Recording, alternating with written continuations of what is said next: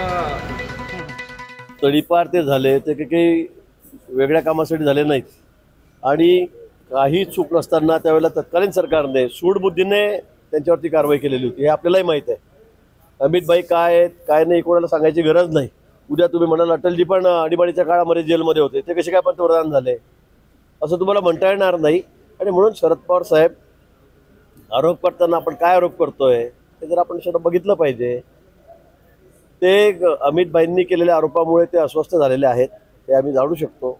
पण त्यांनी ज्या पद्धतीने अमित भाईंवर आरोप केलेले आहेत ते अतिशय म्हणजे कोणाचा निराधार आहेत मी असं म्हणेल.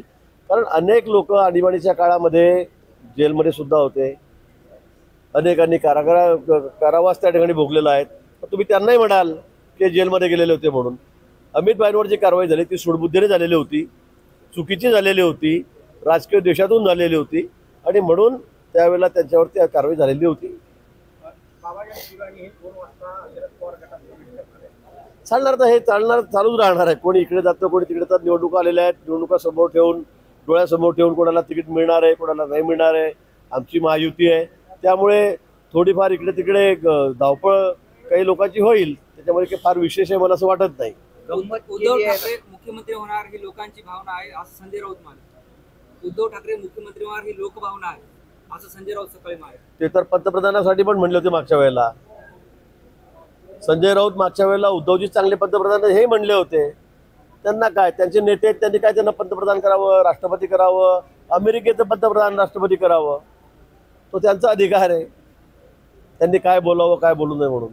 राज्यातील जनता फडणवीसांना खलनायक म्हणते असंही म्हणाले संजय राऊत. आता संजय राऊतांनी म्हटल्यामुळे काय लोक म्हणणार आहे का. संजय राऊत रोज तेच बोलते ते विरोधक आहेत त्यांना म्हणू द्या काय म्हणायचं नाही. पण लोकांच्या मनामध्ये काय आहे त्याचं लवकरच दिसेल. त्यामुळे संजय राऊत काय म्हणतायत त्याला अजिबात महत्त्व नाही आहे. ते काही सकाळपासून वायफाय बडबड करत राहतात. त्याच्या म्हणण्याला कोणी त्या ठिकाणी फार महत्त्व देत नाही.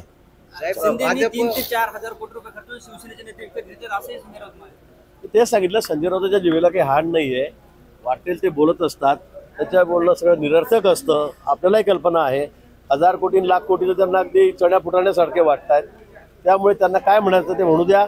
जनतेला सर्व माहीत आहे कोण काय म्हणून. भाजप 288 जागा लढवणार आहे का स्वबळावर विधानसभा. नाही मी तसं म्हणणार नाही किंवा त्या बाबतीत मला माहिती नाही. पण या बाबतीमध्ये एक गोष्ट निश्चित आहे वारंवार आमच्या नेत्यांनी सांगितलं की आम्ही महायुतीमध्येच लढणार आहोत.